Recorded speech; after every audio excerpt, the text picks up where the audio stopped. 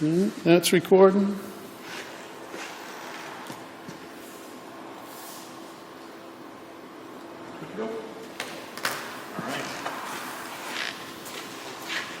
This is the Tilton Northfield Fire District. It is June 16, 2026, 5:30 p.m. We're at the Park Street Station. Members present include the three commissioners, the chief, members from the building committee, including Matt Osher, Kevin Waldron, and Helen Heidenberg. We are here to review RFPs, and our first presentation will be from SMP Architecture with Jason Mahone and Anthony Mentor. Yep. And without further ado, we'll just jump right in. As you can see, we received a number of responses. Everybody sort of responded to what we asked for, but did it in a slightly different format, trying to understand so we can compare apples to apples. We came up with a list of questions that we're hoping maybe during this dialogue or whatever presentation you want to offer, we can cover those. Absolutely. We just came up to have a nice conversation about your project and how we can help out. Perfect. So, I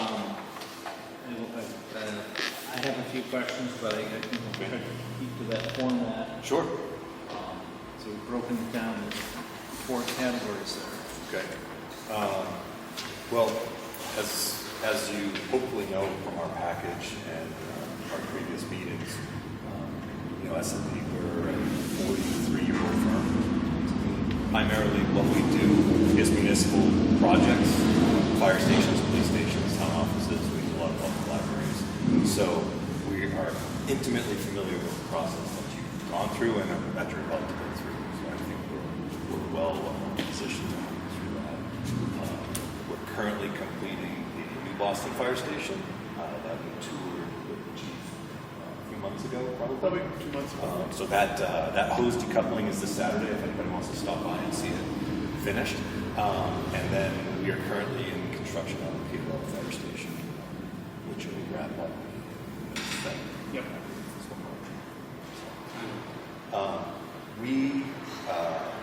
We dug through your RFP and we put together a proposal in, I think, a unique format. So I'd like to talk about that. We focus really on what's the pre-bond effort. That's the critical piece of how do we get you to the bond for as little money as possible, but the most value. There's a lot of questions, and there's a lot of things that we need to assume, and then there's the public engagement piece. So we have to figure out a path to blend all of those together.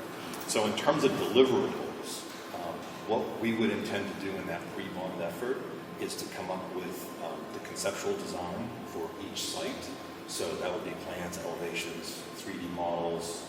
We do a lot of fly-throughs, typically just on the exterior at this level, and then an outline spec and project narrative that we can use for budgeting. We anticipated engaging a construction manager. We've talked about that before, and I think it was the answer to one of your questions. So we've outlined a path to engage that construction manager. Am I rambling on? Nope. Okay. You're hitting on.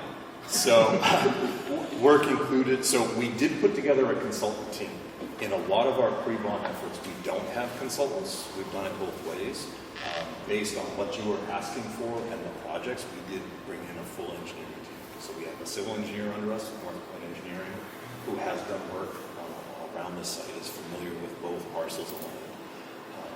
We brought in TF Moran for structural engineering and WV for mechanical, electrical, plumbing, and fire protection. So we all outfits that we work closely with, and they have the same kind of mindset and approach that we do, and they're just pragmatic individuals, not trying to pitch the biggest idea always, but want to have something that will work for your community.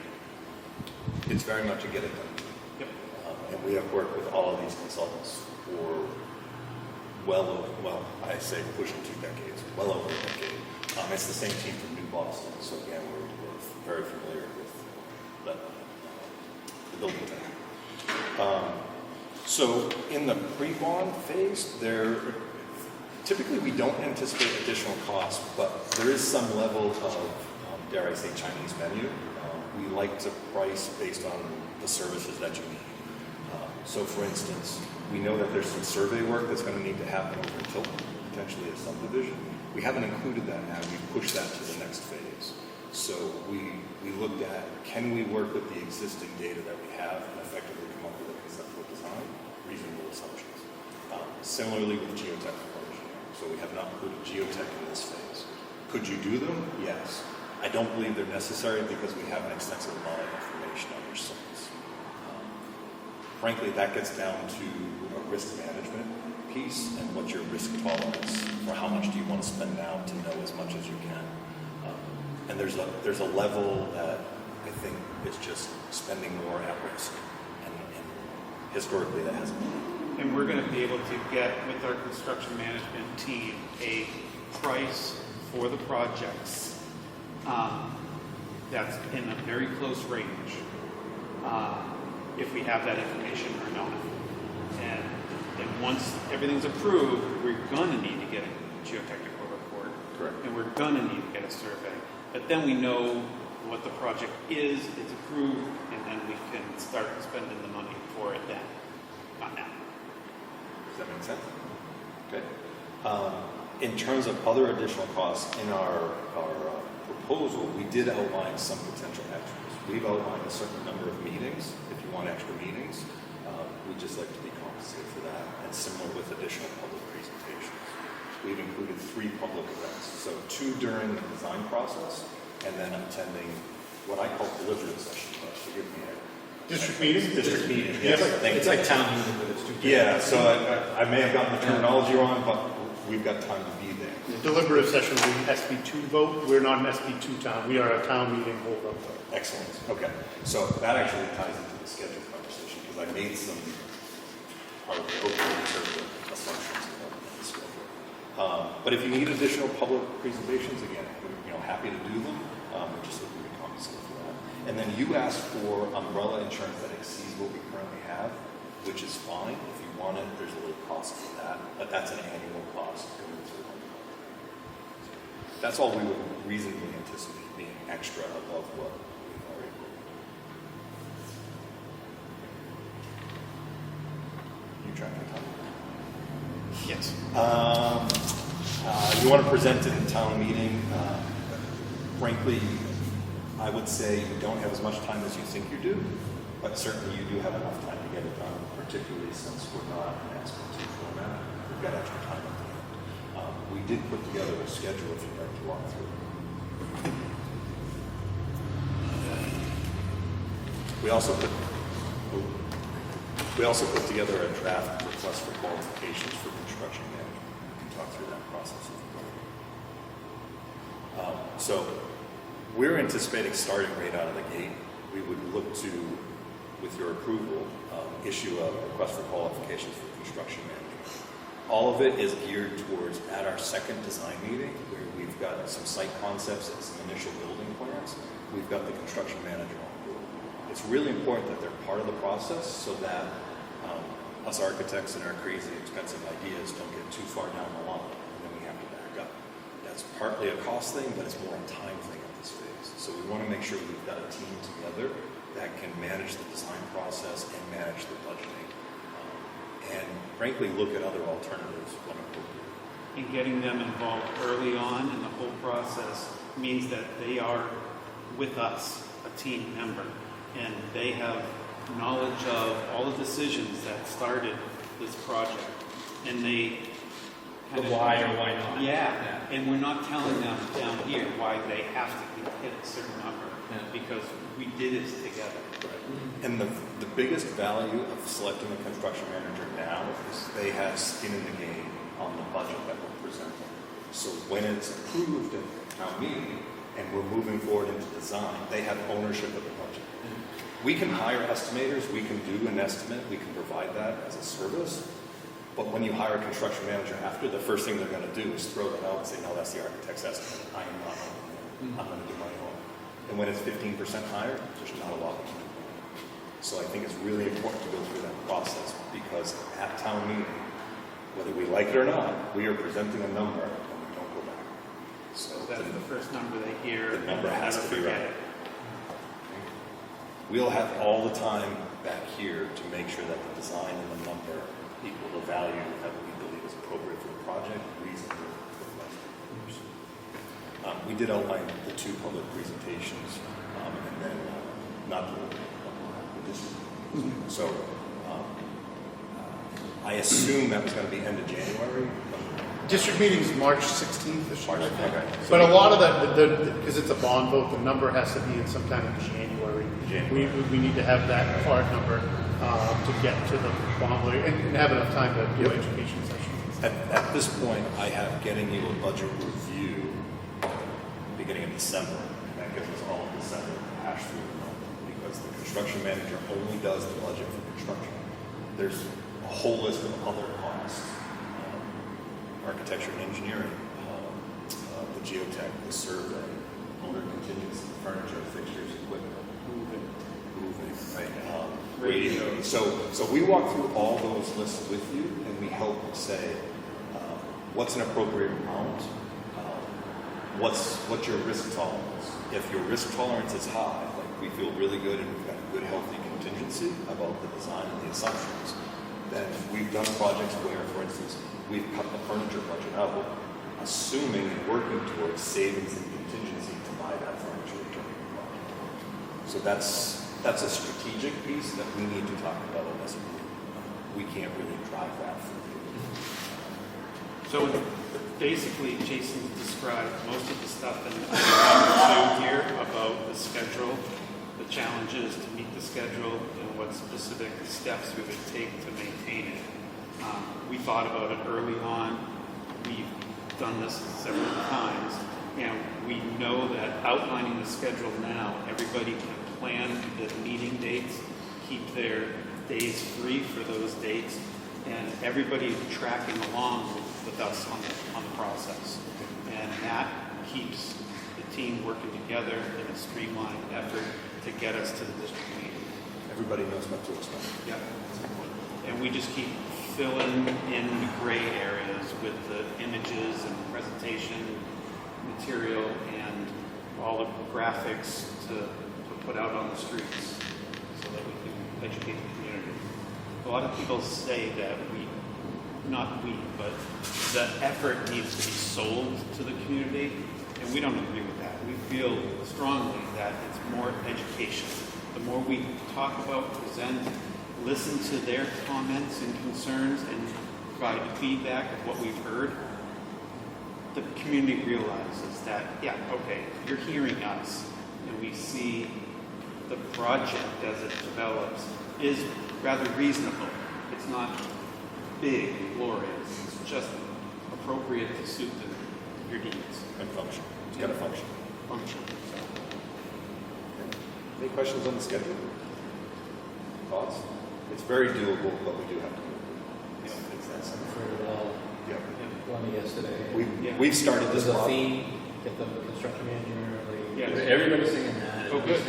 Budget and the partner there, and then talking about build and then options of, okay, need versus want. Yep. If everything's going along, we have to tap into contingency, it's like, okay, can we do this other thing, it's FFE or, one of those pieces that we can bring back into it and then still make the number. And, Most projects, the biggest use of contingency is owner adds. Yeah. Owner adds and changes. And it's usually because it's something that we cut out of the project earlier on. Or you're walking through halfway and go, gosh, it would be really great if we modified this space. Yeah. And that wasn't taken into consideration earlier. We're not doing the big projection screen. We're going to do 4 TVs on the wall. Yeah. And there's no power on the wall. Oh, Okay, yeah, we can do that. That was Peter. That just happened last week. We're hoping the layers that have been through this and between us and the full committee and, trying to get as many stakeholders and brains all. Absolutely. Everybody's got a talent and scope and get as many eyes on it, but that's the group that's got to back up and sell it. Correct. Or help sell it to Yeah. folks, It's showing the value, right? That's ultimately what voters are looking for. They want to make sure we're asking, no matter what the project, you're asking them for a lot of money, right? That impacts their livelihood, that impacts their taxes, right? I'm sensitive to that. They just want to make sure that it's used wisely, right? And there's an inherent distrust for people like me standing up saying, please give us money so we can build you a fire station, right? So I get that, and I think you just have to walk through that process very slowly. That's my okay. Park Street. Interesting constraints with the operational. Well, I think there are several pieces of that. For instance, you essentially have two projects. You've got two buildings. Do they happen concurrently? Do they happen separately? Do they happen where one starts and then halfway through the next one starts? Right? So I think there's all kinds of phases. It's potential that you could do one project, finish it, get it occupied, and then the next year do the next one. So I think there's a lot of conversations with that. That said, any addition to this facility needs to keep in mind that it is operational and needs to function. That's part of where the construction manager comes into play, but we also want to be thinking about that at this time. Where are we putting the addition? How are we managing construction activities versus emergency personnel so that trucks can get out? What can you give, right, in this facility? Maybe it's nothing, right? Maybe you can't, but maybe you could give phase for the back of the building, right? Depending on what that was. I think that's a greater conversation, but for us, we understand that that's important. Right? This facility really can't shut down. Or if this one is not fully, isn't touched until, say, the first one you're going. Correct. And a couple of trucks can go live there for a little while. Yep. And then you can intersect and, because I think we were looking for some synergies or motivation. Like, Yeah, so that's the downside with staggering is assuming you hire one contractor, your general conditions costs are going to be extended, right? You know, time's money, and it's real money. So if we can condense schedules, then that's inherent savings that we can put towards the building rather than covering the contractor's costs. But again, we have to weigh those with that 13. As far as completing similar projects with adjacent buildings on an occupied site that needs to still function, we have. They're the hard ones, frankly. And we've also had projects where the town approved the warrant article for the whole town of Canterbury to do police, fire, DPW, library, town hall. All in one project, one bond, one team. And so we needed to manage all of those needs. And how do we keep the library from running out of money when the fire department needed this and the police department needed that and the DPW. Right, the first project goes under budget and the second project goes goes over budget, then it trickles down and then you don't have enough money. So we had to silo everything so that each project had a specific amount of funds that they could work within. So that was another challenge, but achieved it well and ended up making a nice community village there. And there was savings. Yeah, because of it. Similarly, Peterborough, we had the new fire station, but there's an old cold storage building that they call the motor pool building. There's the community center, and then up behind is Public Works. So Public Works, access to Public Works and the community center is basically through the construction site. So the design that we came up with, one of the primary concepts was separating the vehicle and pedestrian traffic. That also facilitated construction because they could build vehicular access to the public works, get them out of the construction zone, keep everybody safe, keep everybody in operation. And similarly with the community center, which is a little more difficult because they're close together. But then with the construction management team, they decided to do the DPW building, get that fully renovated and repaired first, and then they moved over to the community center. And by that time, everything was mobilized on the site to build the fire station, which was the jewel in the realm of the whole site.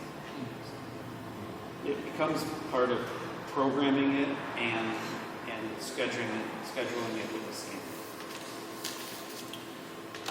Public safety facility project that most closely resembles your project. Well, that's a challenge, because I really want to say New Boston, but I remember you said New Boston was kind of fancy. But New Boston took years and years and years to get approved. So it went through many iterations to get to the point where it was funded. Only because the federal level. And the method of funding allowed us to be a little fancy, but the reality is New Boston's a pretty bare bones facility. It just, when they got the funding, everything sort of grew. So apparatus space got bigger. But that was an ongoing conversation that was frankly good with the department. Brian wouldn't dispute that either. So they were able to get a lot, but that was because of the unique circumstance they were in. But every design we did before that was very compact, efficient. The bunk rooms were exactly as big as they needed to be. It wasn't actually. So we were thinking about all of those pieces, but then when the feds came in, we were like, let's blow that up. I think similarly was, I think Warner doesn't have living facilities, but Warner was very much cost-driven. They had a very tight budget. We knew it going in. That's one of the few projects that we spent every penny, and really nothing was turned back. But they got everything that they needed and wanted. With happy neighbors. With happy neighbors, right? It's in a residential neighborhood, so being compatible with the residential areas is really essential. But they don't have animals. Correct. They still And they don't have get it anything. from some hospital. I've got a question. Under the line it says post-bond compensation range. Yes. Explain to me why there's a range, why you have 2 to 3. That is a good question. I did want to touch on that. What I asked earlier. What do you think of Jason? It's because when I call our engineers, particularly structural, but when I call the engineers, they're like, well, what are we supposed to assume? Is this going to be a 2-story structure or a 1-story structure? Is it going to be concrete block? Is it going to be concrete? Is it going to be structural steel? Is it going to be wood? What am I doing? Right? So we frame some assumptions, but what I asked them to do is, let's give us a range of where we would expect the fees to land based on what we know today. After the vote, or frankly during that design process, once we've landed on here's the concept design, we can go to them, we can get very firm proposals. And my hope is we can tighten up some of those numbers, but based on what I know, this is where we're at. It also ties in with we're anticipating 2 sets of construction drawings, 2 sets of specifications, 2 bidding periods, extended construction phase services, right? So if we can condense those things, much like the construction manager, it saves us money, it saves you money. We price based on what the scope of services and the effort is, not on a percent basis. And it's easier for This us. is merely just a check. It's easier for us to do that once we've got an agreed upon buildings. And then we can go to our engineers, go to the whole team, and ourselves included. Once we know what we're doing, Yep. then we can give a firm fixed fee. It was the fairest way felt we could respond, because otherwise we were just going to pad our number and then we look really expensive. Nobody wants to do that. Based on what you see so far, would you have a guesstimate as to what the construction range or fee might be in this case? Pre-bond? Oh, pre-bond? Typically we see in the $10,000, maybe $15,000 range for reconstruction efforts. A lot of firms may waive that if it passes and they go into construction. Right? They just roll it into the second piece. I think the PD was 0. Yeah. Then it went in after. I'm always leery about 0, but it's a They just want to be a conversation. good partner at that point. It was minimal to begin with. Yeah. Their effort is really taking the drawings, sitting in some meetings, and putting the budgets together. And we're thinking an early budget just to know that we're going right, and then another at the end. Right. And so that's what their efforts are. And how many meetings are you asking them to go to? Right. So it's really good, but it's typically not that expensive up front, but it's money well spent because again, they own the budget and they're presenting it to the voters when it's passed. They have ownership of that. And we've worked with all the CMs around. they know this project is in the works. And so Yeah, they that's- want to participate too, and this is their marketing effort for them to do it. Yeah. So it's entirely up to you, but typically most of our clients ask us to facilitate the entire selection process. We do it on your behalf. It's not SMP putting out the RFQ, it's you. But we're the point of contact. So you're not getting phone calls, emails, all that stuff. If you think of it as a three-step approach, You're talking about CM selection, excuse me. Three-step approach is we want to put out and ask for our request for qualifications. We post it on, put it in the newspaper, we send it to Works in Progress, we send it to all the websites. We email it directly. We've got a list of 25 or 30 construction managers. We keep it very limited and we keep it electronically. I think I suggested 20 pages because, if you get a dozen of them, you want to look at them, but you don't want to go through 100 pages of the same stuff over and over. So we try and keep it limited. Then we do a short list.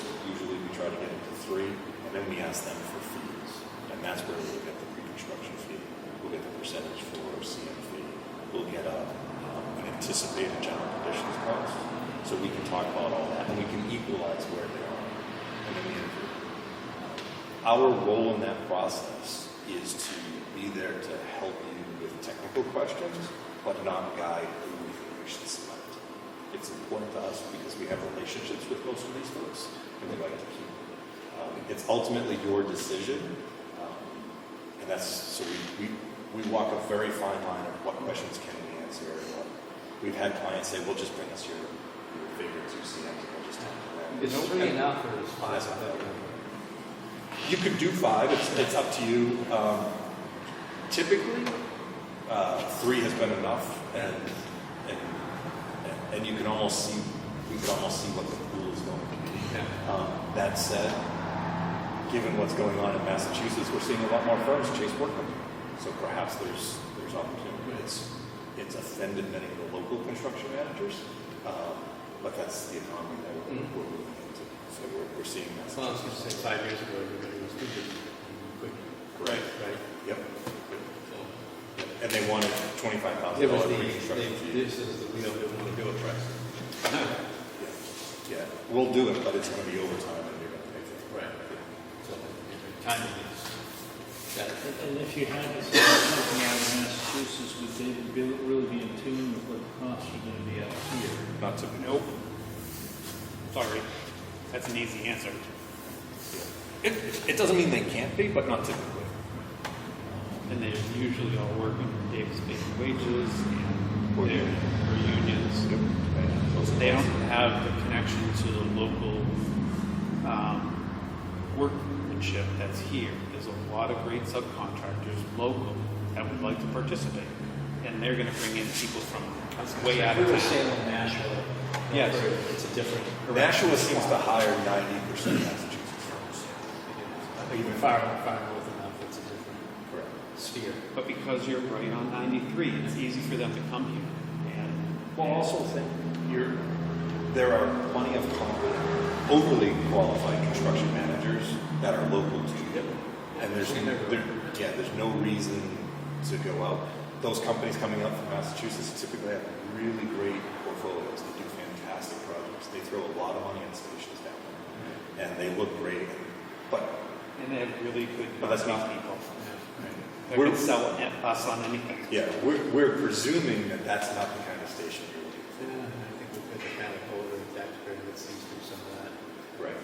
What's that? You know what I mean? It's the Yankee thing. Conservative as far as. We want are- to bang for the buck. We're New Hampshire. We live, work, and play here, and we like to support the subcontractors, teams that are here too. We like to be participating in our community, and they feel that way. I just want to, in essence, we have 15 minutes. Okay. So 15, I want to make sure we, Yep. I made copies for everybody so you can take away and think about them if you choose. Well, I think we've covered everything, but if we have 15 minutes, what else would you like to talk about? I guess I just, based on what we think we want to do here, and going back to the minimal impact on this building, is it not reasonable to think that we can just build next door and have a hallway connecting over and just blow out that window over there and put a doorway in, and that be the only interruption to this building? Correct. Perfectly reasonable, what I've already sketched up and what I talked to the design team about. And There's a lot of nuances in that approach because you've got some grade that we're dealing with over there, right? Grade drops off, but absolutely. I think you never want to come to these things with a preconceived idea of this is the solution, but I think that's the first thing that we should look at. You could go out the back, but then you're fighting the grade and you're fighting access to the tower. Not that that can't be dealt with. I think that's more efficient. Well, and part of the reason for going that way in my mind for the question was, does that then allow us to do both projects at the same time? I believe it does. The challenge with doing them both at the same time is you've got two superintendents, most likely, right? You're going to have this construction manager is going to put a super on both sites. They would never do it absolutely concurrent because they would want to bid, let's say, to the same concrete subcontractor. So the concrete subcontractor is not going to man both projects. They're going to do one project and then they're going to move to the next one. So, so there's going to be an inherent stagger. Yep. Just so you're going to get better value bidding more scope to subcontractors or something like that. That's how I would expect that they would approach it. But that's why we need them at the table so we can talk through some of those pieces. I'm still curious to learn what would be in that section. I know you need some additional space, but what would we put? I look around and I see a lot of things that are no longer like traditional lift stations. As far as the initiation, Yeah. I'll jump in. You can correct me if I'm wrong, it would be a mirror of the other station. Because that, the initial facility would be being the current team of 4, eventually building to 6, at which point, I mean, this would be 5, 10 years out. We don't know the timetable, but that's, the chief has identified that this team of 6 could then split into a 4 and 2. And then, depending on the needs of the district, this would be a man, either a substation or a main station. And the opposite could be maybe the ambulance is more a driver there, and it's just maybe it's 2 guys with it, and it's here it's 4. Headquarters would be there, but it would be very similar in living quarters, a captain's office. The other one may be more oriented towards the administration headquarters, and this may have a training because the training facilities in the backyard with the structures. So long term, very similar uses and needs. A few trucks here, a few trucks there. Interchangeability based and flexibility based on the future needs of 30. This will all You come out. want to plan for that 50 years. Yeah. This will all come out during design meetings and everything like that. But I would want to have us discuss, a gear room, Decontamination. yeah, all that, so that we're Hot zone, managing. Yeah, warm absolutely. If we can slide that into the addition and Yeah. get something that's more compliant with today's standards, Right. there is safety in your staff, and you hire staff and you want to give them the best opportunity to do their job and be safe about it, but also do their job effectively. There's always the debate of why do we need a fitness room? You're asking people to live in the station for potentially 24-hour shifts, the ability to work out, that helps them de-stress. It helps them be ready to go when they need to. So I think we want to have all those conversations. What makes sense now? What grows in the future? And how do we plan so that 20 years from now you're not having to interview our younger colleagues about doing another edition? I think we want to avoid that. Well, thank you for answering this. I didn't want us to only go down the road of that it's offices and fitness. There's more that we would like to take out of here. Two very similar functioning Yeah, facilities. Because we don't know. You're not going to be here. I'm not going to be here. What's the next? How many chiefs? Well, we just came back from a national conference on recent fire stations, and we learned a lot, and we heard about what's coming next. And it surprised a lot of people to think that EV fire truck and apparatus are going to be here. So how do I departments? don't think They don't make sense now. Yeah. They don't. Everybody walked out of that going, Until Elon starts talking about, and, you know. but it is coming. I mean, the cost of that equipment will come down and the effectiveness will go up. And there'll be cogen, there'll be a diesel engine and electric and hybrid systems. But how do you charge them? How do you deal with the fire safety of batteries? And so there's all these other things that the departments in big cities are thinking about, because those are the ones that can afford it. But they're teaching the rest of us in the small towns that it's happening. It's coming. It's coming. Yeah. So it's crazy. What else might you like to know about us? You're here on time. Yep. We are. Well, We made it here in 20 minutes? Yeah. A little over 20 minutes? which is a good thing and a bad thing. I always tend to spend a lot of time on my projects that are closed. Correct. Yeah. We're an office of 7. I'm the only licensed person. We have 2 younger staff and a licensed track. And we've got a really nice kind of stratification in the office, but we also all work in one room. It's 2 rooms with an open door in between, but we can yell to each other. The office culture tends to spill out with our clients. Right? We professional but casual. Let's work to figure out the best solution, the best way to really focus on what's best for the town and the project, be it a budget decision or a design decision. And it's important to us that we expose everybody in the office, and that you'll probably meet most, if not all of them, at some point during this design. You call, the phone rings, one of us answers it. Usually Andrea, the boss, but all of us pick it up. Yeah.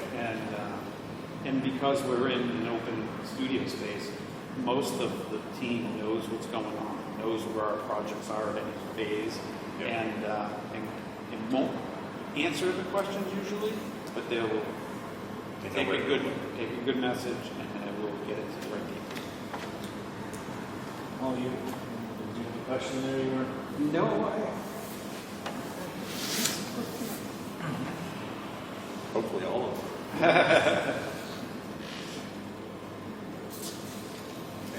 I don't know. Biggest thing that becomes there's 2 pounds Yeah. in your own way. It comes down to 2 stations. That's the only way it's ever going to fly. There's no way it will ever pass from 1 station, because one town will not let the other town. Yeah. So that's where we're at. So, in terms of public events, we need to figure out how to engage both of those communities. And it seems to us that they're different types of communities, right? They respond differently to different things. It's in the tax basis structure. So it's very heavily commercial. Correct. Not that, you know, That that big fairness effect. is, because the assessment is paying more and the businesses are paying less. But there's that. And Northfield has much use. You know, they've heard. So everybody says Tilton can afford it. Tilton wants to afford certain things. Northfield's very conservative, but yes, they're doing stuff into the recycling center and stuff. They march forward and they're very, you know, Northfield's got a plan, Tilton's got a plan too. But they march forward in a very, very rigorous fashion. Yep. Yep. And they're making sure that there's a bunch of Yeah, evidence. they can strive. But we are a community, so you know, we have to approach it as a community. Okay. Well, that's good. And we can't do the finger pointing because if we ever do the finger pointing, then obviously you will be wrong. Oh, And I wasn't suggesting. they Well, realize that. the chief could give you the rollbacks, right? It's, you know, where the growth is. All the inspections and all the planning approvals is, there's growth in Northfield, there's growth in Tilton. Wherever those residences going to be, where, you know, what's the sprawl in the long term? You know, you got to fish. We've already started there. Yeah. Northfield is the But residential. getting that down to the taxpayer that's voting, they don't, you know, there's this and that, there's station at the Winnisquam Bridge, you know, there's a lot, it's part of it. So, do you know where Winnisquam Marine is? They actually own the building now. There was the Winnisquam Fire Department there for, I mean, it was a 50, 60 years, Matt, probably. It was the best location for a fire department for everybody, because Laconia can't get there, Belmont can't get there, Tilton can't get there, Sanbury can't get there. It was the prime, best location for any fire department in the Lakes region, and they sold the building and now there's nothing.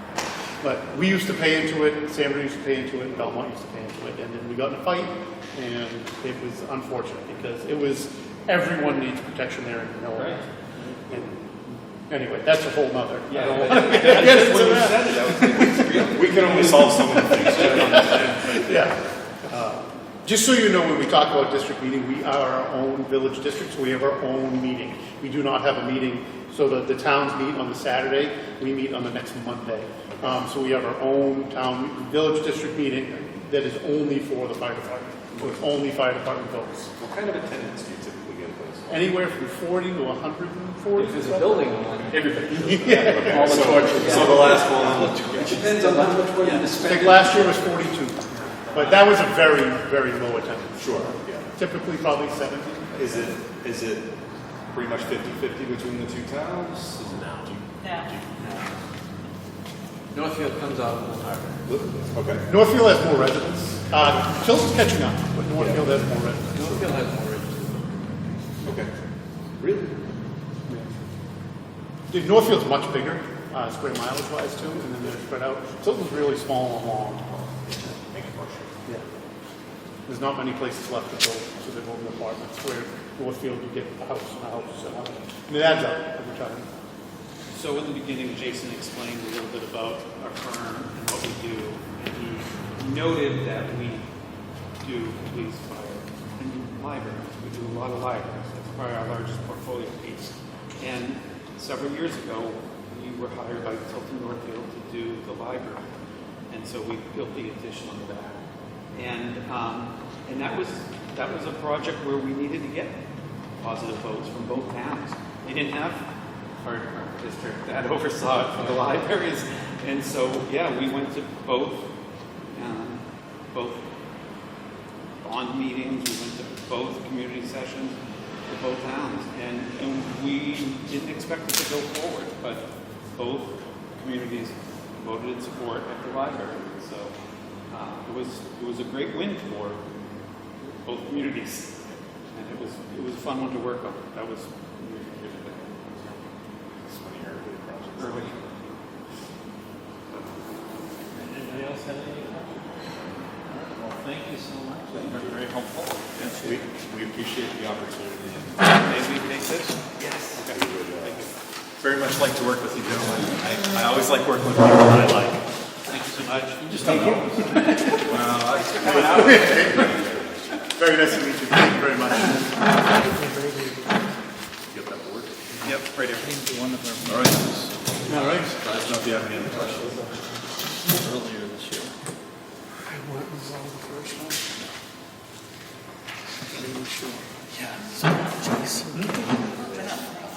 Go ahead. I can't. Keith Barker. I mean, I can. Oh, it's also the back. Kyle Barker. So Kyle Barker was involved with the school project.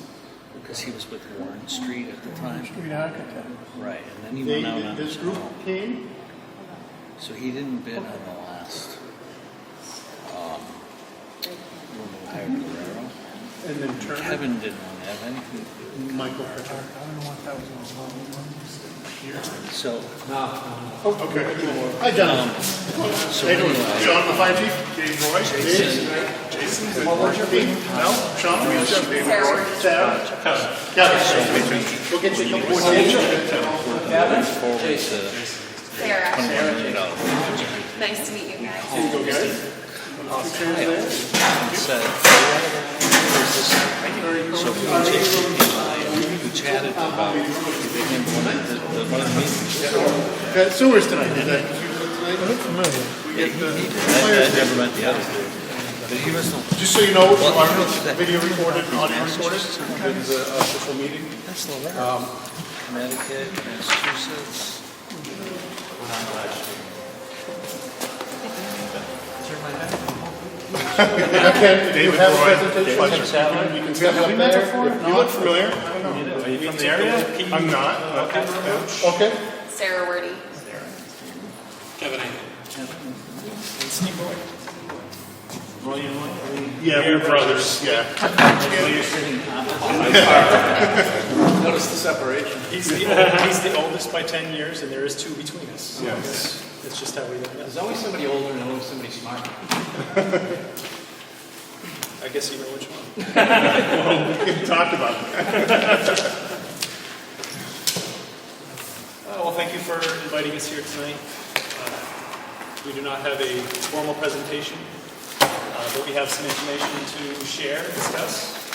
Well, as you can see, we put together that list of questions, and we've received a number of responses, and everybody sort of formats theirs a little differently, so we're trying to get a better understanding of making sure we're doing a proper comparison. So hopefully during whatever you want to cover here, maybe we'll answer a lot of these, and if not, we'll come back to them. But we're just doing a casual kind of conversation. Casual conversation is perfect. We like that. Yeah. I'll have Dave lead us off there. Yep. Well, again, thank you for the opportunity to come here and talk with you guys about your project. We're pretty excited about the opportunity to be able to work with you on this. My name is David Roy. I'm the president of Wheeling Lampier Architects. I'll refer to it as WLA just for brevity. WLA is 55 years old. I was not 3 when we started this. We're the 3rd generation of partners, Steve and myself. And I've been there since 1994. We do a diverse range of projects. We're a team of 18 people, as you'll see, in both Manchester and South Burlington, Vermont. Is it Manchester, Vermont? Or It's Manchester, New Hampshire. Okay. Sorry, yeah. Didn't say that right. But Manchester, New Hampshire, and South Burlington, Vermont. We do a diverse range of projects, but we have a pretty good focus on many types of community and municipal-based projects. Libraries, town offices, public works garage, fire departments, police stations, etc. So we feel like we're a really good fit for this. We've all worked on them. And Kevin is going to take the lead as a project architect on this. He is The Manchester office. He's the Manchester, Leaders. yeah, exactly. And so our goal is to just talk with you about your project needs, how we can be of assistance to you. And right to my left here, I have Sarah, who's with Du Bois and King. We work with them a lot on many types of projects. And she's part of our team. She's going to bring civil, specifically hers, but we also have them for mechanical, electrical, plumbing, and structural. So they will encompass the entire team. And we like to keep that a nice, clean grouping of people involved in the project, so you all understand who's there and how we can be of assistance. So.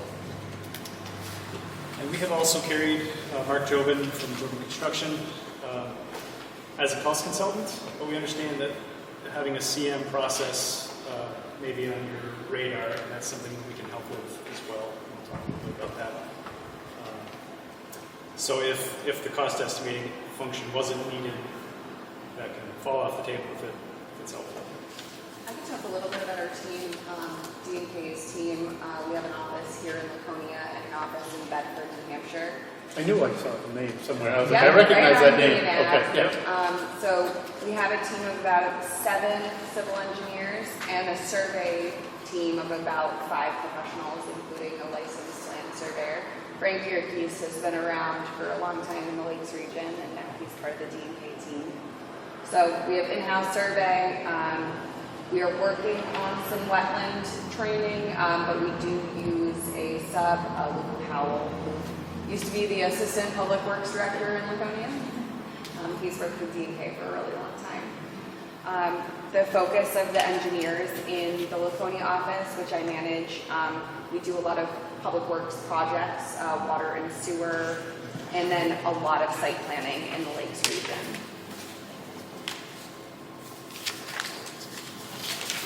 So the following page, balancing priorities is really our strength. We think, looking at your RFP and sort of understanding what we think is the history, budget management is going to be extremely important.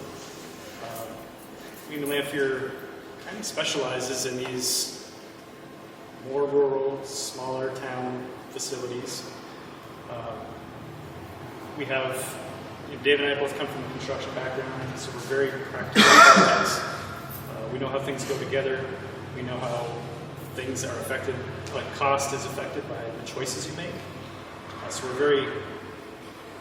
it's always up front in our mind about what's the best way to make something work, not just how do you make it.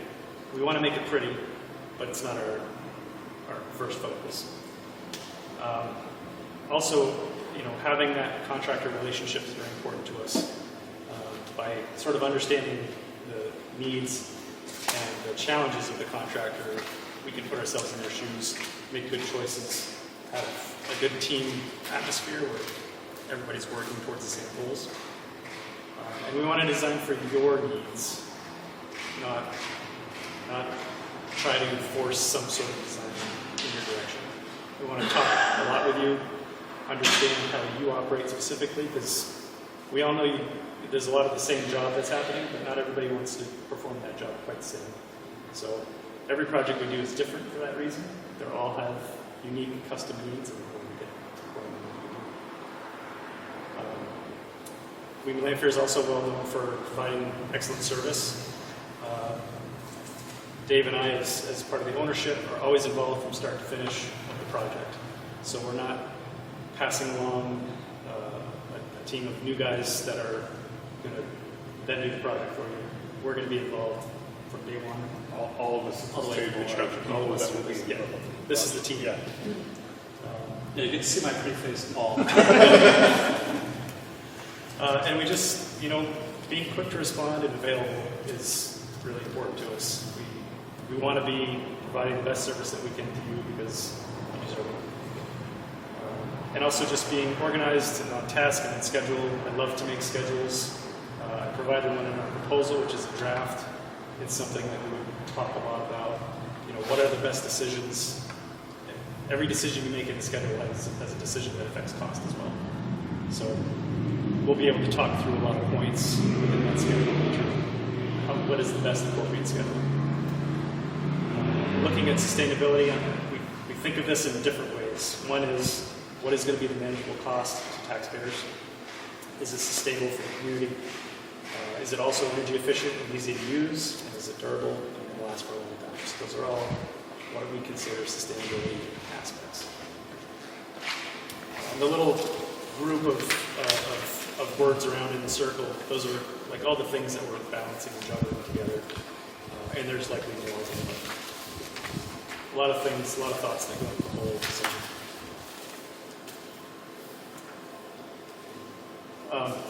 Part of our process will be sitting down with you and defining the project goals. We've thrown a few somewhat generic goals that we think are appropriate. Being cost effective, making smart decisions and smart design choices, being healthy, promoting wellness by the design, energy saving features, and overall making good, durable choices. But really, we want to work with you to define those project goals. We'll provide our guidance, our recommendations, our thoughts on every aspect of it, and we make the decisions, really. And part of our process when we start is, if you look at the impact of cost on a project, it's impacted by the decisions you make early on. You can make really good decisions early on, and then the rest becomes more simple. But if you make changes later in the process, or don't think of something initially, then you're at risk of higher costs for no good reason. So we want to work through the programming with you. We're going to develop something called an OPR, which is an owner's project requirements. It's just us documenting the things that you've asked for, so that as we design, those things are all getting accounted for. Early coordination. Sarah can speak a little bit to the permitting aspect of it, but having relationships with local officials, permitting agencies? We're currently working on site plan permitting in Tilton, so we're pretty familiar with Tilton town staff. And I know that as a municipal agency, you typically are exempt from site planning process, but sometimes you still go through it as a courtesy to the planning board and to get some design feedback. So if that was something that you wanted to do, we're prepared to help you through that process. I think too, we talk about getting the initial information from you and from your buildings and what's here, and making sure that we have all the right information to start, because garbage in, garbage out, right? So making sure we have the right dimensions for the building and what it's constructed of and what's next door and what's underground. And all those things play a role ultimately in what the costs are down the line. So on that point, we'll come in with what's called a Matterport, which doesn't mean anything to you guys, but it's just a device which comes in and we can get accurate measurements and photography in 3 dimensions that we can bring back to the office and use to just visually have your building modeled in our computer. It's really helpful when we come back to and start adding on, making renovations, etc. Coordinating with different agencies and different town departments ahead of time also gives us a lot of great information. For example, if we have to plan a new sewer service, a new water service, we need to make sure that that line has the capacity, understand the permitting process. What are they going to be looking for? When do they want to be involved in the process so that they can have a say in where it goes? And then also the state permitting for DOT for new driveway curb cuts. They do like to be involved in the process early to make sure that if there's going to be a new driveway or reworking of the entrance, that it's done safe for large vehicles to maneuver and to the traveling public.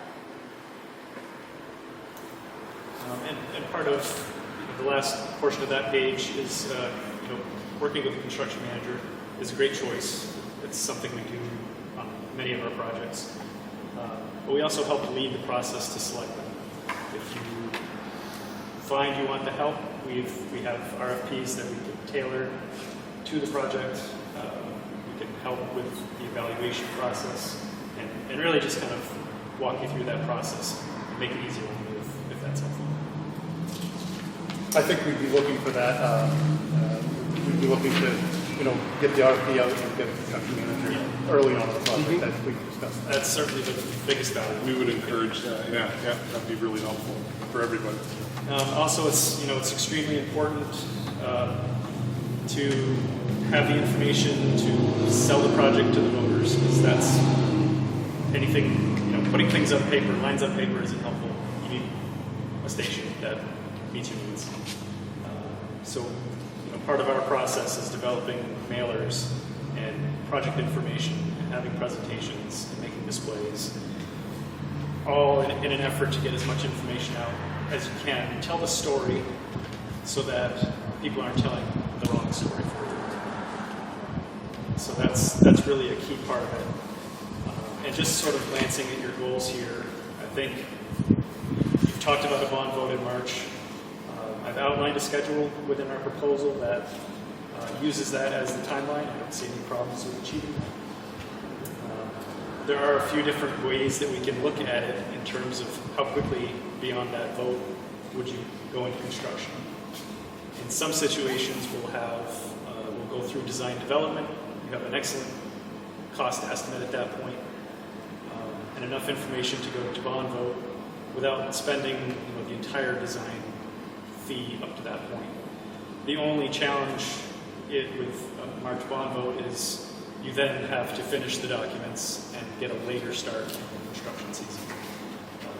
Other ways we've done it, if there's confidence, you do more of the design early. That puts you into a bidding situation a little bit earlier in the year, and it's sooner construction start. These are all things that we can draft in different schedules and discuss in a little bit of detail. Yeah, and it'll be dependent on you guys. Like, what's your schedule, right? So when do you need something up? When do you need it finished by? Those are the things that we're going to work to meet. But dedicated partners from start to finish, having an organized workflow, like we talked about the schedule. We're really going to hound on the schedule and make sure things are following the line. And just knowing what's ahead makes it easy to plan. So that's really top priority. Talked a little bit about the permitting. Having a smooth and predictable process with the local connections that Sarah has is going to make things easy. WLA focuses on producing really good quality documents, which just makes construction go more simply. There aren't a lot of big surprises. Change orders can stay low. There's no fighting about not showing something. Take a lot of attention, have a separate review by an independent architect within the office, just to make sure things are. Even your bid results can come in a little bit better if everybody knows exactly what we're planning. Right. But we also know that no set of documents is perfect. We'd like to think they were, but they're not. So, how do we handle unexpected surprises and how we move things forward, I think is key to our success. Being able to work as a team with the contractor, with you as the stakeholders, to resolve any issues and get things, make sure they're moving forward in the right direction. And there are obstacles. We'll just address them as a group, as a team, with you and the construction manager as well. TNK has a quality QA/QC process, so anything that goes out the door is checked by, a peer that is not involved in the project. So they have fresh eyes looking at the documents to just try to cut down on mistakes that would require another revision. We want one chance through the plans board. We want them to be so happy. They're begging us for the project. And we also know it's a lot easier to correct stuff on paper than it is out in the field, right? So making it, we're told you get paid the same to draw as you do a race, so get to it. Also with a local presence here, when it comes to construction, or even before that, through the whole development process, if there's ever a time, we're a team, so with a presence here, if there was ever a question, hey, can you meet me on site? I want to show you this. I want to talk about this. We're right down the road, so we can meet here. And this is just a few photos, practical solutions, recent projects here, different types of spaces. And we're, final page is a thank you, but also, here are the sites that we can talk about. There's going to be challenges and opportunities in each one, but those are challenges and opportunities that we would love to help you with. And I'm assuming we can turn a bit to answering questions. Unless you have any questions on that. Well, I guess I was looking at your fee schedule, and what if we could better determine what is pre-bond and what is post-bond? Sort of put your different tasks in there, but trying to understand. We have gone with the assumption that we're going through design development as a pre-bond. And essentially finishing the design after that vote. But with the schedule and the potential discussions, it's really how far do you want to take it on the pre-bond side of things? Because there are some abilities to shift. If you say I have X amount of dollars to spend pre-bond, we can determine how much work to get to that point. If you're more focused on, I want to start construction as soon as we can, and I have enough funds to get us to this slightly further point in time, then we can adjust to that. So I think. Well, I would love to say the latter is how we like to do it. History has shown that we're doing this again for, I don't know, which time. Getting count. So I think we're not under any deadline to be complete. Yep. So we want to be able to move forward to get to district meeting with as little money spent as possible, not because we don't have confidence that the project's not going to move forward, but one of the aspects that keeps getting brought up by the district is how much money have you spent? And you just ask for more and you want to do this again. You know, we voted this down the last 15 times we brought it up. So with that methodology in place. Yep. I mean, I would say we're very flexible with where that line gets drawn. We've made an assumption that it's at the end of design development, but it doesn't have to be there. We can. We're doing a project in New London right now. It's going through schematic design. We're stopping at that point, waiting for a bunch vote. So we can get a good defined cost estimate with the schematic design because we have enough knowledge to understand where the holes might be, how you fill in the blanks and get there. So we've got a lot of recent project history which tells us where those numbers are or should be in each division. Yeah. What design development gets you is further refinement. It's figuring out what the weight of steel is, and maybe a little further along on the concrete foundations. It gets you the sizing of the mechanical systems like more defined for bidding purposes, but it's not that we can't estimate them and estimate and be reasonably confident of it. Yeah, it's less about the architectural and more about the system. Yeah, exactly. Package. Yep. With the narratives. Usually earlier on, if you do an SD package, the builder or contractor likes to put more of a contingency on it. You guys have probably all heard that before. It's like a little cushion, basically, for extra cost for unknowns and we can't foresee or don't understand at this point.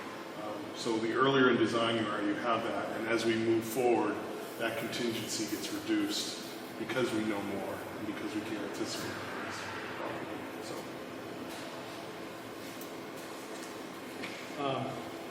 So what deliverables would you expect at each phase? The documents that we started to show here within the packet, outline some of these initial programming documents. So as a deliverable, there's a program document, there's the owner's project requirements document. In the schematic design, we do a lot of hand drawing because it's quick and we can show you a lot of iterations. As we start to hone in on that direction, then it becomes a hard line drawing with it. And from that point on, there's just you're developing it further and iterating on it, but it's you kind of understand what it's in. So the deliverables at the schematic design, we would deliver a package to a construction manager that is done in Revit and has all the square footage, as much notation as we can on, is there a epoxy floor finish on the floor, or where are the trench drains? Yeah. As much information as we can. What equipment we're using in the building. Yep. And we put forward a schematic design report that has basic plans, sections, elevations, but also a written narrative to describe the system, to describe the architectural finishes, to describe what the walls are made out of. This way, you have a full kind of document that you can say, that you can usually look to and say, these are the basic items and everything's in there. So.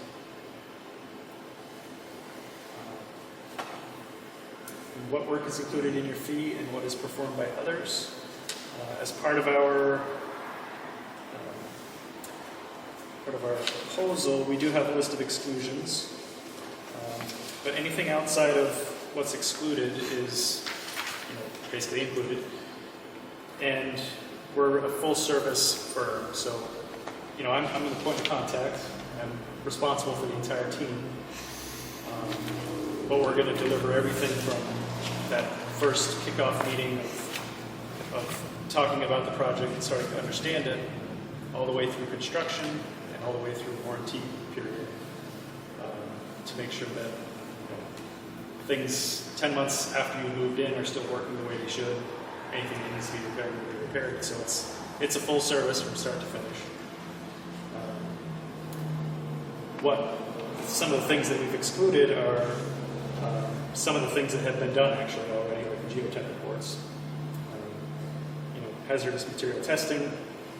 We're not including building inspections as like concrete breaks or compaction Those are order things. And as we develop your budget, those are things that we're going to be able to fill in a value for, but we're just not providing that service.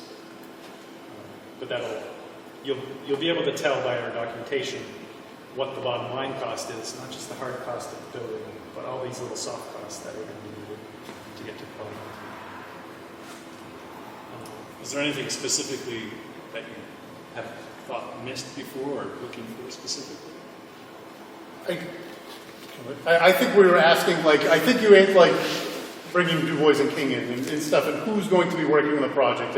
And I think you kind of went, am I correct in that? I think you answered a lot of that, and that's really what we were going for. Who's going to be working on this project? How are you bringing outside people in? And that's really what we were asking, and breaking up that number one there.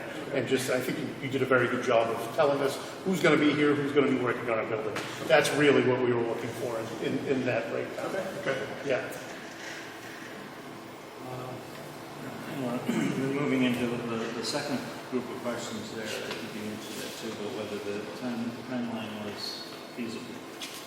Because we do know that we're running on a short timeline, but we also, a lot of work has already been done. Right. So we don't have to spend a lot of time looking for a piece of property or figuring out how many trucks we're going to get. Sure. Okay.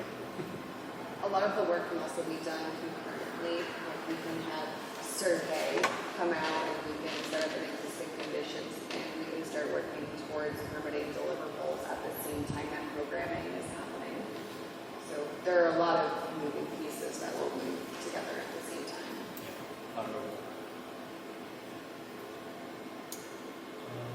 I guess we spoke a little bit to, positioning the district for successful bond vote. I don't know if you want me to elaborate any further, but it's really about getting the right messages out, telling the story. And you have, a story that happens before now, so I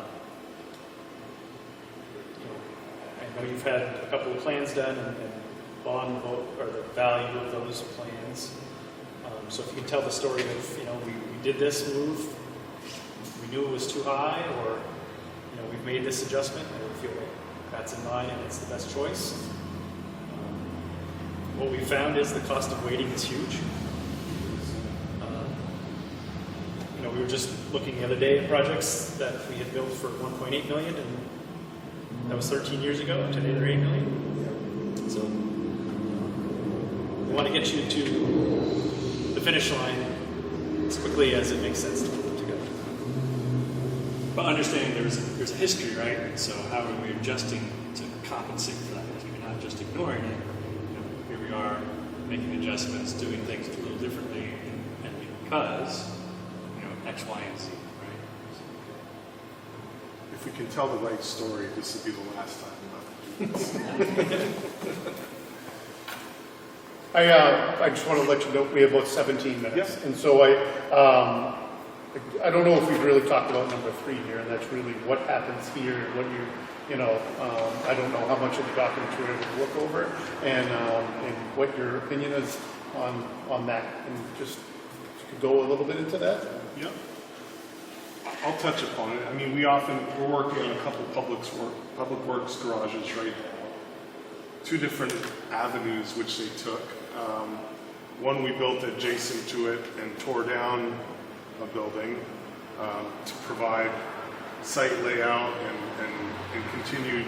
So they actually moved themselves out of the facility to an adjacent property to operate out of for a short time. It was a decision that we all made together, and it was because it was during, it's hard to explain, but another one we are working on a new building with the existing building adjacent, and that'll remain operational until such time as the new building is ready to occupy. And we're able to have them continue to operate, and we've worked out the site layout, the construction management with the contractor and with everybody to understand the implications of doing so. And then once they're in the new building, we'll tear down the old building and pave that space over. There's a lot of different variables that factor into how you look at that. A lot of it's time of year, operationally, like how often you have to be here doing training or whatever, how big of an addition we're doing, what are the site requirements for the contractor to have layoff space and available space for their employees and such to be here. We have to weigh all of these factors in groups with the construction manager. And we can do that kind of early on. I think even at the schematic or design development level, we will start having these discussions as to how we want to approach the project. But having that construction manager on early and buy in to that whole process, because that has financial implications on the end game, for sure. I mean, if you guys were to relocate somewhere else, that would be a costly endeavor for you to operate out of. It's an inconvenience. It's just a difficult process. So nobody wants to move twice. So there's a lot of variables, and we have to weigh all of those. Definitely having that CM on board, right? Yeah. If they're doing logistics plans, they have to figure out where I get my training, where I get my training, where I can park, where the guy's going to park when they come to work. So I think that's really the key factor is having that CM on board and working with you and your schedules and what your needs are. And making sure everybody understands, okay, on Tuesday we're going to have this happening, this event happening. So, okay, I can't work, or I can work from 7 to 3, whatever it is. But just making sure there's proper communication, right? Because, it works both ways. You got to make sure you're telling everybody else what's going on and not spring it on the contractor, because that ultimately costs money down the road or, additional costs. And it speaks to the importance of having good communication at the beginning and understanding your operations here and what you're doing and how you're moving and what equipment is here. And then also understanding the site. What are the constraints that we're dealing with that are non-negotiable? Like, tower's not moving and I'm assuming highway's staying. So we have grade challenges because we have things to tie into. We have a road. We have a set defined constraints that we have to work with. And also understanding there's going to be some interruption, right? It's not going to be perfectly, the doors are open 24/7. It's not going to be, there's going to be some give and take. We're keeping it safe.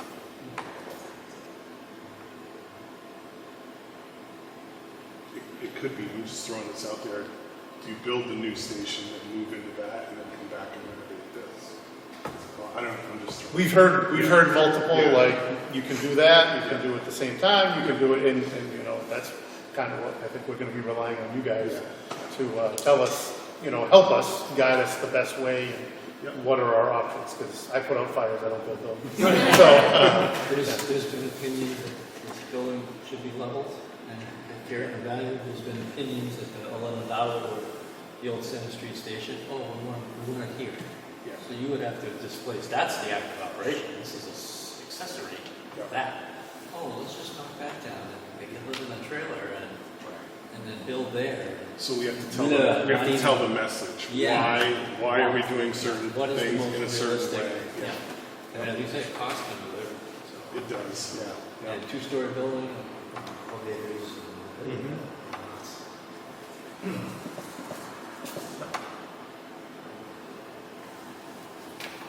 But the site is constrained, so we have to work within those constraints. I often find it's kind of a benefit, right? Like I can't go too far outside the box because somebody drew a line I can't go past, so I won't go past it. The one benefit is being able to build something on an undisturbed, flat level site. Get the operation there, and that this takes shape along the space.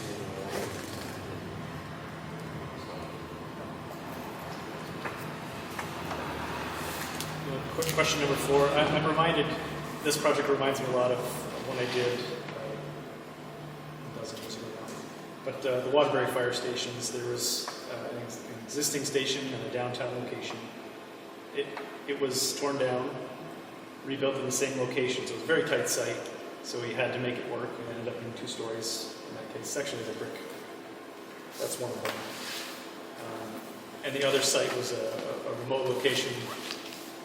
They were also rebuilding, so they had 2 stations, constrained sites, a lot of the same issues related to it, and just figuring out a way. They actually had an armory that they were able to park their trucks in and serve as a temporary home.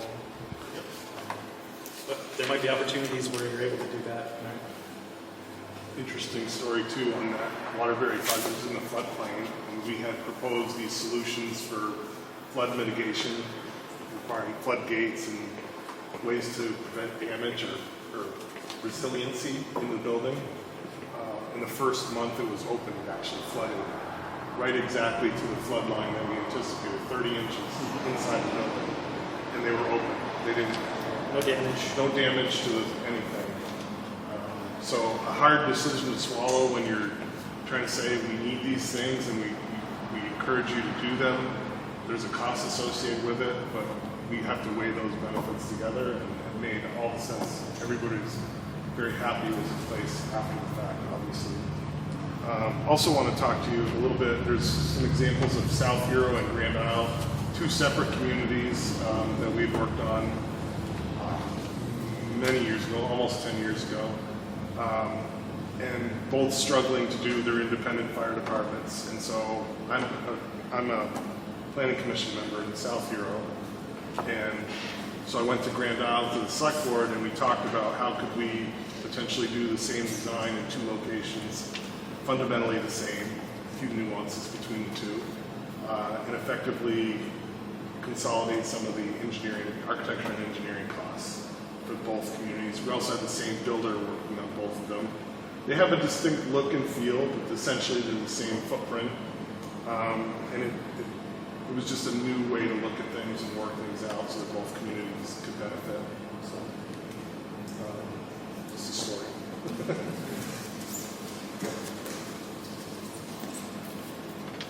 Anything else to you, Paul? One thing I wanted to add, as we were developing our fees, it's often hard to develop fees without a full design. Like, we're looking at it in terms of mechanical, electrical. We have a general idea because we've done enough of them, but actually going through the process of the schematic design and then thinking about the fees might save you a little bit, whether you go with us or not. But if you go through that early process, you have a great idea then what it takes to finish, and you're not making necessarily conservative assumptions sometimes. That'd be my parting way. We've provided a price based on assumptions, but if you were to take it a step, go through schematic design, you might be able to sharpen that. It gives everybody a more clearly defined scope of work to work from and bid towards. So your scope is probably almost the same in terms of site and stuff. Understanding permitting and Yeah. making some assumptions about permitting, but then as we get closer and understanding what we want to do and what agencies are going to require would allow us to just hone that in a little bit.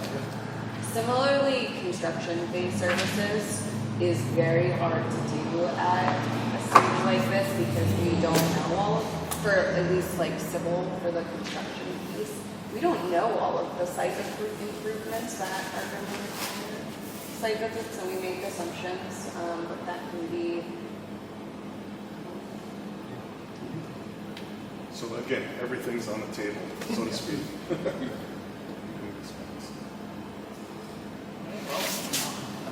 Anything else? Well, we thank you so much for coming in. It's been very helpful. Thank Really you. appreciate you having us. Thank you. Yep. Good luck in your decision, whatever it may be. That was wonderful. Thank you. The old light. Thank you very much. Appreciate it. Thank you. Thank you very much for coming. Thank you very much for coming. Thank you very much for coming. Pleasure. Thank you. Jason, thank you very much. Thank you. Yeah, license insurance station. So, Yeah. okay, for insurance. Thank you very much. They can come in, but we can't help you with that. Thank you very much. You guys have a good one. Thank you very much.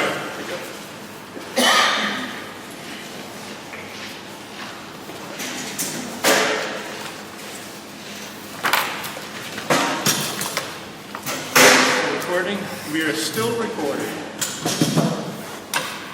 You want to spend a full time? We'll wrap up with this thing. No, no.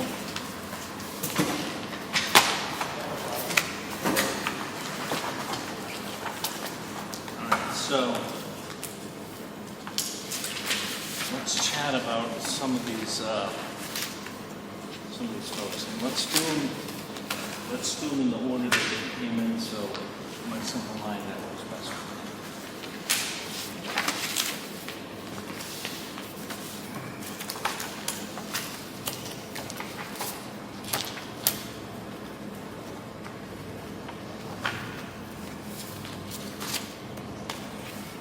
First will be Turner. So what I found fascinating with these is 3 of them approached pricing similarly, and 2 of them approached pricing totally different.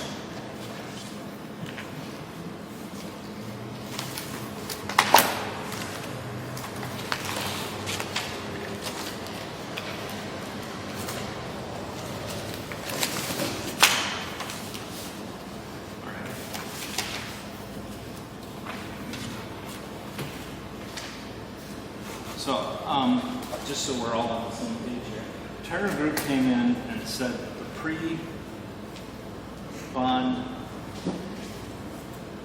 pre-district meeting cost was $62,500 plus a construction unit. And then they've estimated fees of $867,000 based on a $10.8 million building. And I was going to do the math on that, but it's very similar to the 2 other folks. It's a percentage, maybe a little bit high. So then Mike Petrovic, he came in, and his fixed fee was $90,000, and he estimated $25,000 for the construction manager, and then 6.75% for construction cost. 6.75% of the construction cost for the fee for the afterbond, which is less than Turner's. I think if you did the math. Then the folks from Galante, we asked them to break out their numbers because they gave us one big number for the whole project, no percentage, just total dollar amount. And that was, it was like $1.9 million. And their fee to get us to bond is $926,000. Totally different way to go. I don't even understand how that works. And then tonight, SMP, theirs is $61,800, and he estimated 7.5 to 9.2% after bond, post bond compensation based on those items that he mentioned, and he's basing that on $8.25 million project. And then these last folks, they came in with a fee of $1,059,000.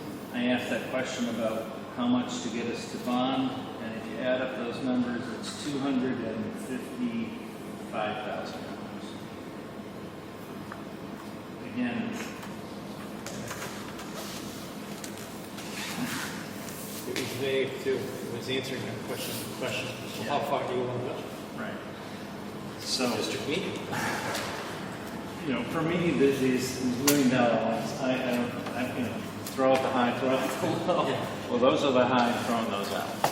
So for me personally, I went down to Turner, Petrovic, and SMP.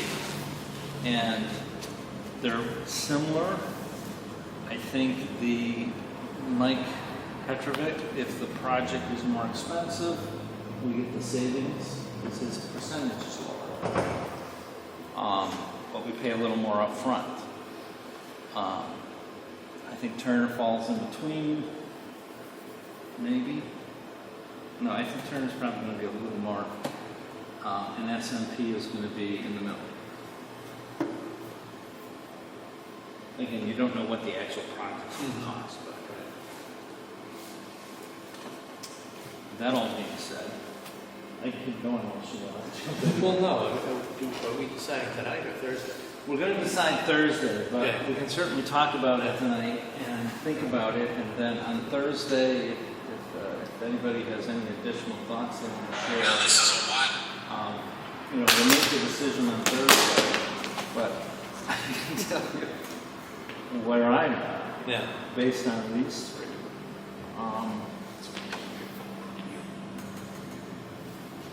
And I've got something I can say about all three of those. But I Me too. Positive and optimism. I mean, there's strengths and weaknesses across. Right. And any one of them can go as first. Yep.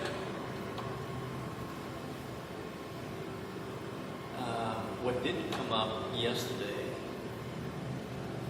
maybe I missed it, it didn't appear that any of the three candidates yesterday, although they discussed the importance of having a construction manager early on and part of a partner and part of the process, didn't really say, oh, we can help you with that. It didn't seem like that was something they, but today, both firms were like, hey, we'll give you the templates, we'll give you the coloring book to go out and request it. We can handle the calls, you can handle, they really wanted to, that's going to be our next big hurdle, is to have a firm that would engage and help us get that request out. And if they've got 25 people they're going to send it to, that's not an insider thing either. And that's why I asked the point tonight, if they come up with 3, I said, well, did you come up with 5? We found 3 is good, but if the 3 are good and then the 4 and 5 are, there's value add. But they really didn't have a preference as to, yeah, we can get you 5, we'll get you 2, we typically get you 3. But today there was more of a mention of the partnership and getting that, whoever that construction manager is, and all over the state, and they have, they work with it. Nobody seemed to have a problem working with anybody that comes up.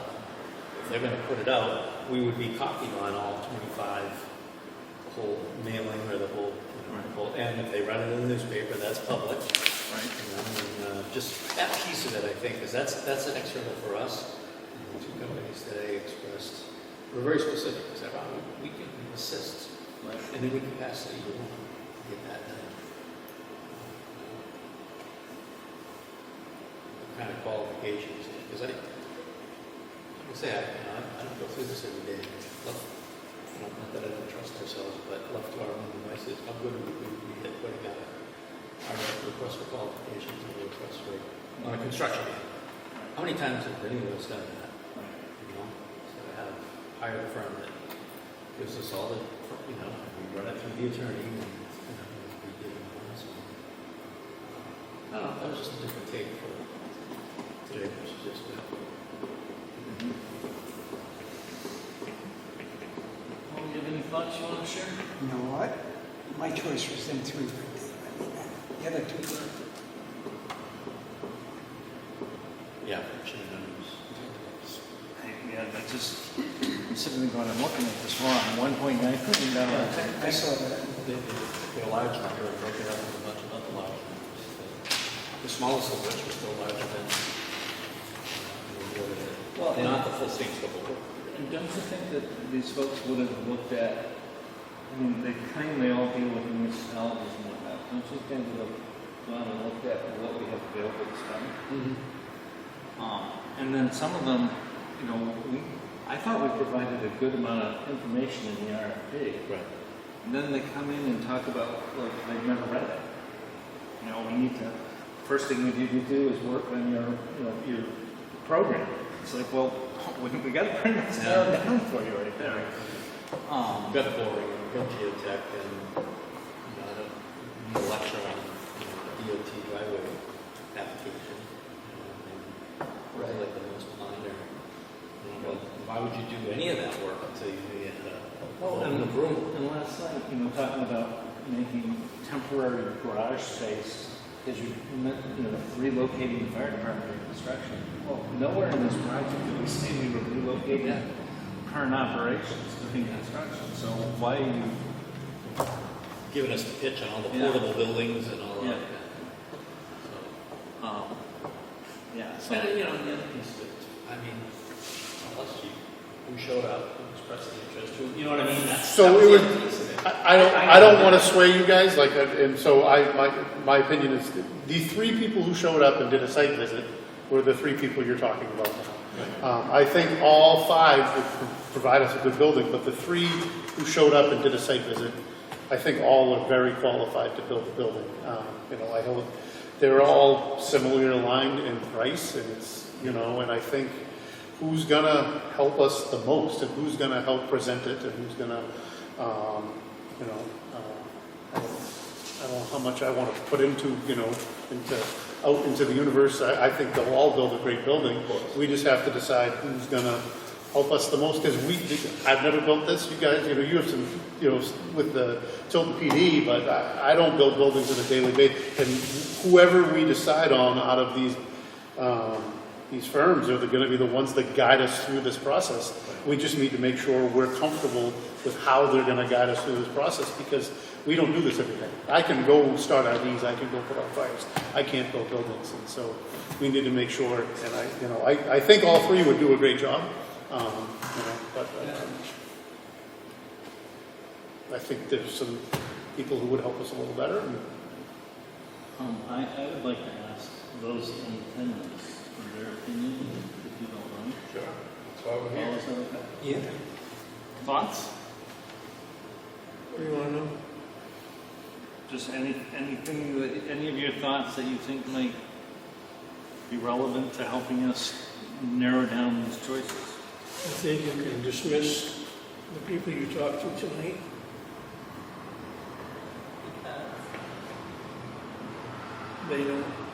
They talk about stuff you don't need, want, or desire. People with the big money last night, they're not our people. Right. They are not our people. No. I am stuck on Turner and Petrovic. Stuck in which way? Deciding between, or? Well, It's, if you could bring Petrovic in to work with Turner, Right. What didn't you like about SMP?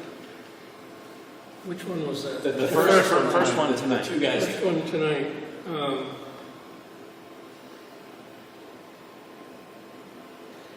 I don't think, never mind what I don't think. I think there was some circular conversation.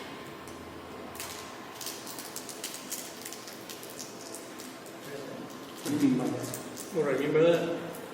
There's, to me, a circular conversation when I say something, we're all in the same room. I say something, he agrees with it. And we do this, and I agree with that.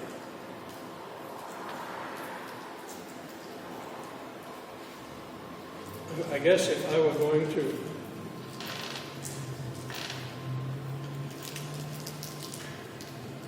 pick anyone I saw here tonight, last night,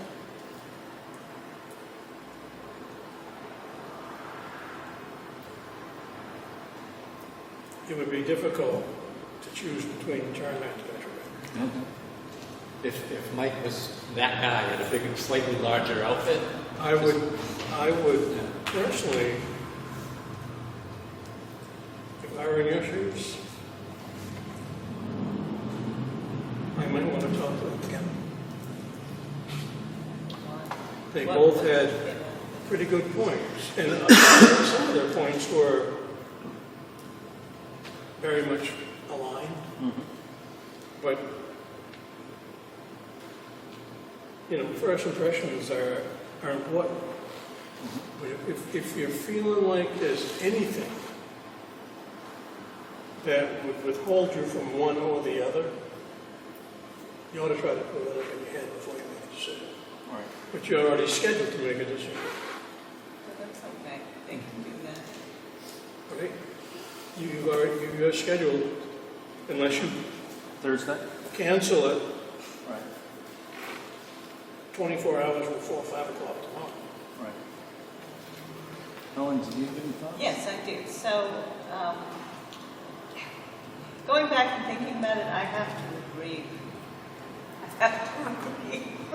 Sean, that the three who came and did the actual walkthroughs, or whatever you want to call it, brought a lot more to the table. The other guys are just, they're putting out their big project, and I don't even know if they were really interested, except for TCAS brought a whole lot of people. I think they're just salesmen. Huh? Salesmen. Yeah, really. I did like one thing about TCAS that you should keep in your minds when you start to build, which is their hot, cold, warm zones, because I think we did have issues. It'd be interesting to rethink the project. I know you rethought it, but to look at it again with that. Well, I think that's what SMP brought up tonight. Hot, cold, and warm zones are a big trigger word. No, that's the wrong word. In the fire station building design right now, yeah. it's every time you go to a station design conference, it's in Yeah. that. And I think that's what SMP was referencing. It's the future is here now, but like firefighters get cancer at such a higher rate than everybody else, and how do you prevent it? Yeah. And So I'm that's just saying, what they were looking saying at. Yeah. it stuck out to me as a good thing to bring with us in our minds, but I wouldn't choose them. It's a lot of overhead.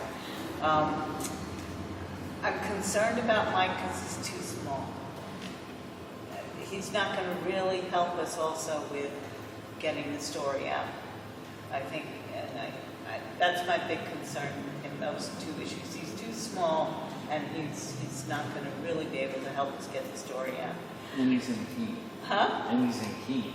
Yeah, So it's far I away. didn't really realize that he was in Keene, but yes, you're right.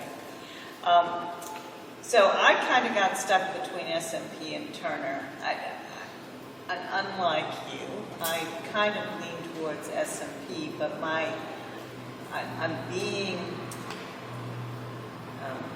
shaded, whatever the word is, because Turner is doing the PD stuff. And as I said, I think last night, if you take Turner, I think he'll do a good job, but you have to stay on them, or we're on our 6th iteration. 6th. And that 6th iteration is based on a 5th iteration, which Stephanie actually put down on an Excel spreadsheet and said, this is what we want. And the 6th iteration is only going on because we have a really experienced chief who's saying, that's not bad, but we need to tweak a few things.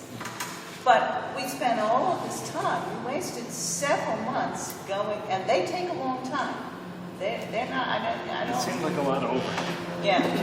So I'm very concerned that you won't get to your goal.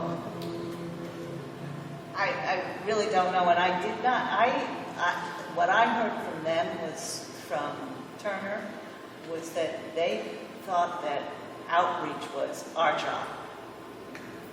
So it makes me want to back off of them and just say, okay, they might do a great job and it may create some synergies or whatever in town, but so I would lean towards SMP based on that. I think that they would actually do the reach out that we need, and I think that they actually come in quite well within. I mean, they have to do 9% on 10 million to exceed Turner's costs, right? They're saying 800,000. Well, you know, if he comes in at 7% instead of 9%, it's 700,000 on 10 million. So I don't know. I mean, And again, it's who you want to work with. But those are my takes of what I observed. Matt, did you have any thoughts? Those three. That's it. Mike? If, honestly, the two Concord ones, like everybody else has said, is they're obviously closer. They're in our community clearly, so. And they know all a lot of the other players.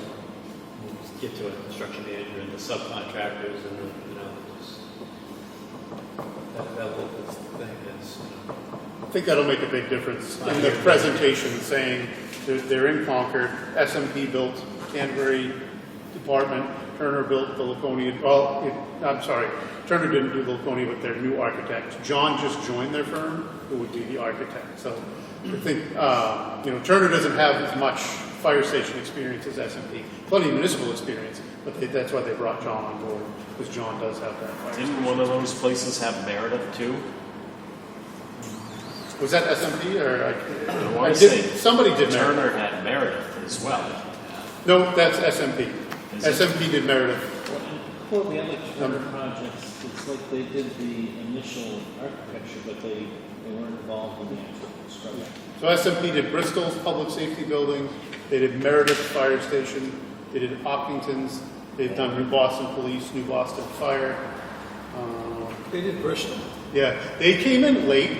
There was another architect firm. My understanding, I talked to the chief because I asked the chief that the other day.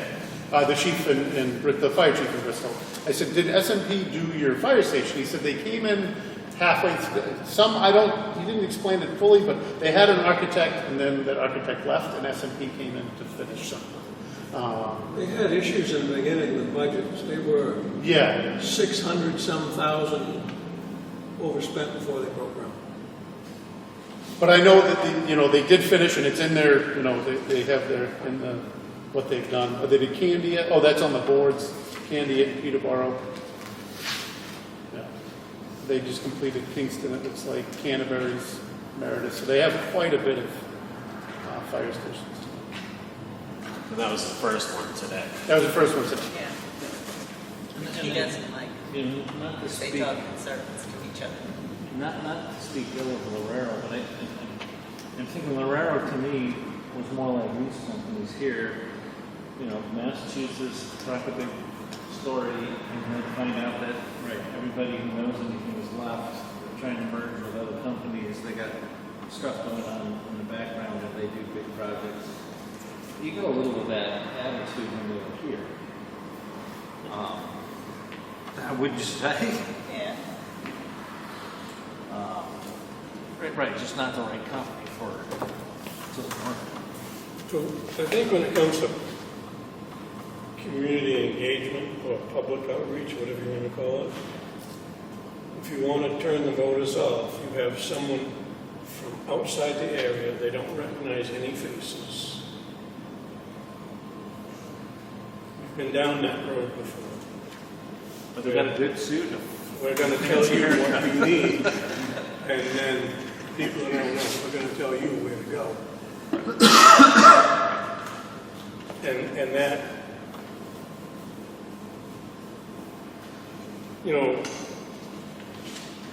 Ellen said that Turner, I think, says the outreach is up to you. The bottom line is the whole thing is up to you. Well, I don't think for a minute Turner Turner won't help you. And they're familiar local faces where the voters, the community, the people that are going to show up for this, they're not going to recognize them. But I think they'll see they're more like you and me than anyone else.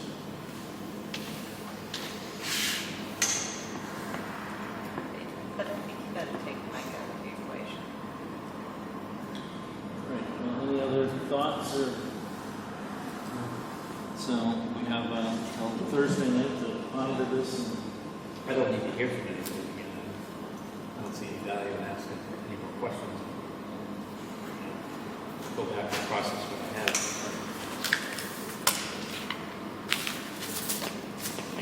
All right, anything else? If Have you talked to anyone who's used any of these people? We went to New Boston, visited the chief there, gave us a tour of the station. Who built their station? SMD. We went to, who built Northland there? I wasn't on that tour. So And then you went and saw, I went and saw the Hudson Station. None of these firms built the Hudson Station. So I did reach out to Ben Laroche, who is the chief in Bristol, about SMP, and then I did reach out to one of the captains in Laconia about the Laconia Station, how he liked the engineering. There was some complaints, but not all in all, it's a good station. So it wasn't different. It's a complete that project was different than anything we're doing, and I wouldn't want to. You're taking an existing 2-story building and you're making a 3-story addition attached on top, and it was a complicated, convoluted station. Huh? you can do that here. In today's dollars, that thing would be a lot. So a question I have that's not related to the last 2 nights. So I think I learned something tonight. Somebody said something about survey and subdivision costs. What are we surveying? What are we subdividing? The piece of property up at Sanborn Road. I'm not sure what's involved with that process. And we're paying for that? I guess we'll have to negotiate that. And we're paying for demolition of Center Street? We're paying. And we're paying to pave Center Street. Tell Well, me if one we got more as far time as- how that's a good deal. I don't know if we got as far as pay. Yeah, we're demoing the building. Yeah, we need to start working on that contract as well. It is a good deal. Good deal for the town of Dalton. A shit deal for 5. Value of that land at Sanborn is probably just $1 million now. It's $500,000. No, it's not, because that land has deed restrictions. Its only use is municipal. I can make millions of dollars buying that piece of land from the fire district and putting a pay parking garage on it. Center Street. It's assessed at $350,000. The uses do not compare between the 2 pieces of land. I just know what the appraiser came. I can't buy, what's the name of that road? Sanborn Road, and do anything with it. I can't. I can buy that piece of land and make a shit ton of money.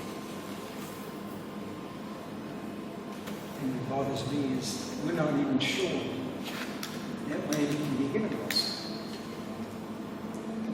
It has to be voted on. We don't. Well, That was a rumor. That is a Well, technically, they don't, it doesn't have to be voted on, but the selectmen would need to be clear that they obviously wouldn't transfer it without a vote. And everybody that you talk to over there at Tilton is very supportive. I think that's why, they allow, Scott Hilliard is on the building committee as a Northfield resident, but the Tilton Selectmen have given him permission to speak as the town administrator, and I think that shows the Tilton Selectmen's and the town of Tilton's ambition to get this project done and use that Seymour Road piece of property. so, speaking of that, I don't know that that's kosher. We do not have a position on the building committee for a town administrator. And if you're going to have a position on the building committee for one town administrator, you better create a position for one town administrator. I don't think. You have a, That's not what's happened. He's on as a Northfield residents. Northfield resident. speaking, He has permission to take a memo from town hall and go, here, so do you, from your selectmen, and from Stephanie and anybody else that you want on your town hall. You can bring a message. He's been given the authority, he's been given communication rights from his select board to say, here. He just happens to live in Northfield and have permission from, I'm a town resident, I could get permission from, I'm not on the committee, it's a town communication. He's not voting on the behalf because they're not voting members of the committee. But I think an easy discussion, you have a meeting, and hey, what do you think the selectmen are going to say? Well, I'll ask them when I get back to work. I think that's a fair and reasonable conduit of communication for a member of the board go back, of the committee to go back and say, hey, the selectmen just came up to me, because he could do it, the chair could do it.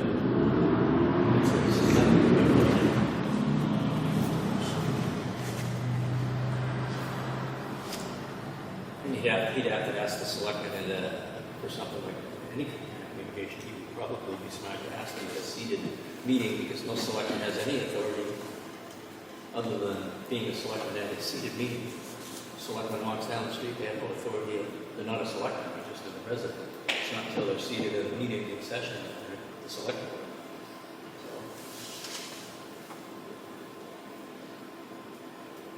I don't see how that's bad.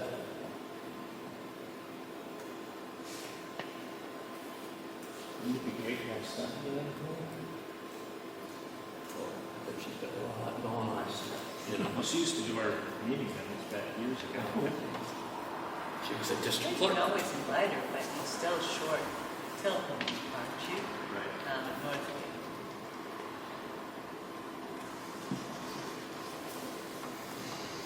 All right, anything else? Motion to adjourn. All right, we've got a motion to adjourn. Is there a second? Motion's been made and seconded. All those in favor say aye. We're adjourned at 7:26 p.m. Yeah, we're meeting here. Calendar here. She got it, Okay, what so did I, updated it?